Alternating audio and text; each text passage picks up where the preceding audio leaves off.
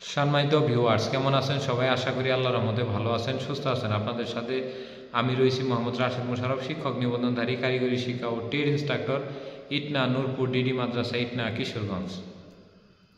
সম্মানিত ভিউয়ার্স, আপনারা দেখছেন ভোকেশনাল টিভি। সম্মানিত ভিউয়ার্স, আমার নিজ জেলা জামালপুর ও নিজ উপজেলা সরিষাবাড়ি উপজেলা। সম্মানিত ভিউয়ার্স, আজকের আলোচ্য বিষয় ষষ্ঠ গণ বিজ্ঞপ্তি 2025-এ কারিগরি শাখায় ট্রেড ইনস্ট্রাক্টর পদে যোগদান ভালো হবে না সেসিভুক্ত 630টি এসসি ভোকেশনাল শাখায় যোগদান ভালো হবে?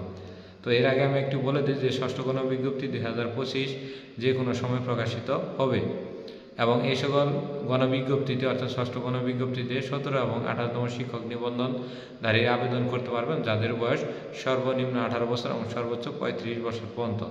এবং এই শিক্ষক নিবন্ধনের 3টি স্তর রয়েছে, একটি স্কুল পর্যায়ে, স্কুল 2 পর্যায়ে এবং কলেজ পর্যায়ে। এর পাশাপাশি আপনার পঞ্চম গণবিজ্ঞপ্তিতে আমরা একটি বিষয় লক্ষ্য করেছি, সেটি হলো বয়সের ছাড়। অর্থাৎ অনেকের বয়স 35 পার হয়ে গেছে, কারণ দীর্ঘ সময় নিবন্ধন প্রক্রিয়াটি অনুষ্ঠিত হয়। প্রিলি, রিটেন, ভাইভা, মেধা তালিকা সব করতে একটু সময় লাগে। তো সেই হিসেবে পঞ্চম গণবিজ্ঞপ্তিতে প্রায় 800-র মতো প্রার্থী প্রায় বয়সের 35+ হয়ে গিয়েছিল, যার কারণে তারা পঞ্চম গণবিজ্ঞপ্তিতে আবেদন করতে পারেনি এবং তারা এনটিআরসি চেয়ারম্যান মহোদয়কে 1 বছরের মতো ব্যাকডেট দিয়ে একটি গণবিজ্ঞপ্তি দেওয়ার কথা বলেছিল, কিন্তু এনটিআরসি চেয়ারম্যান মহোদয়ের সময় এই বিষয়টি গুরুত্ব দিয়ে নেননি। তো ষষ্ঠ গণবিজ্ঞপ্তিতেও আমাদের যতটুকু ধারণা তেমনটি বয়সের ছাড় হবে না, যদিও হয় সেটি সর্বোচ্চ 3 থেকে 6 মাসের মতো হতে পারে, তারপরেও ক্ষেত্র বিশেষ নাও হতে পারে, যেহেতু পঞ্চম গণবিজ্ঞপ্তিতে হয়নি। তো যাই হোক, আজকের যে আলোচ্য বিষয়ের মধ্যে বলি যে স্টেট কার্ড এবং সহজ করে বলে দেই, সেটি হলো যে সেসিভুক্ত যে স্কুলগুলো রয়েছে সেগুলোতে আপনারা সহকারী শিক্ষক হবেন, এটি ভালো। কারিগরির থেকে অনেক গুণ ভালো, কারণ সকল বেতন দেওয়া হয় মাওসি থেকে।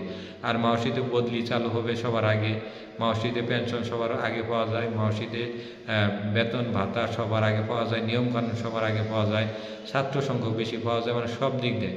কিন্তু সেসিবের যে মাদ্রাসাগুলো রয়েছে 70টি, সেখানে আপনারা আবেদন করবেন না। যাদের সর্বনিম্ন নাম্বার রয়েছে যে মাদ্রাসা ছাড়া আমার চাকরি হবে না, তাদের ক্ষেত্রে ভিন্ন।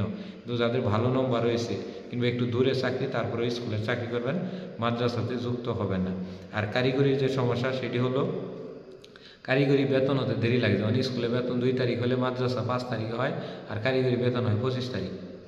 এবং কারিগরি অনলাইন সিস্টেমটা খুবই দুর্বল, যদিও আপনার ষষ্ঠ গণবিজ্ঞপ্তি থেকে টেমিসের মাধ্যমে অনলাইনে আপনার এমপিও ভুক্তি হতে পারবেন, তারপরেও অনেক সমস্যা রয়েছে। এবং কারিগরিতে জনবল সংকট, কারিগরিতে মেধাহীন স্টুডেন্টরা বেশি পড়াশোনা করে, ওই দেখা যায় ইয়ার গ্যাপ রয়েছে, তারা ভর্তি হয়। অনেকখানে কাম্য শিক্ষার্থী থাকে না, বিভিন্ন ওই ইবতিদায়ী স্তরের বা বিভিন্ন মাদ্রাসার ছাত্রগুলো এনে কিংবা আবার একবার এসএসসি পাস করছে তাদেরকে ভর্তি রেখে কাম্য শিক্ষার্থীর সংখ্যাটা ঠিক রাখা হয়। তাই সেক্ষেত্রে মাওসি কিন্তু সুবিধা রয়েছে, কারণ মাওসিভুক্ত প্রতিষ্ঠানে কিন্তু জেনারেল শাখা রয়েছে, তো সেখান থেকে কিছু স্টুডেন্ট ভর্তি হলে আপনার ওই কাম্য শিক্ষার্থীর সংখ্যাটা পূরণ হয়ে যায়। কিন্তু মাদ্রাসায় ভোকেশনালের অসুবিধা একটাই, সেটি হলো যে 3টি আরবি বিষয় আছে। আর 3টি আরবির জন্যে কোনো জেনারেল আপনি কোনো জেনারেল স্টুডেন্টকে সেখানে ভর্তি করাইতে পারবেন না। বাংলা, ইংরেজি, গণিত সবাই পারে, কিন্তু আরবি তো আর সবাই পারে না। যার কারণে অনেকগুলো মাদ্রাসা সেসিভুক্ত যে মাদ্রাসা, এগুলোর অবস্থা খুবই নাজেহাল। এখন শুধু জাস্ট এমপিওটা ধরে রাখছে, সেই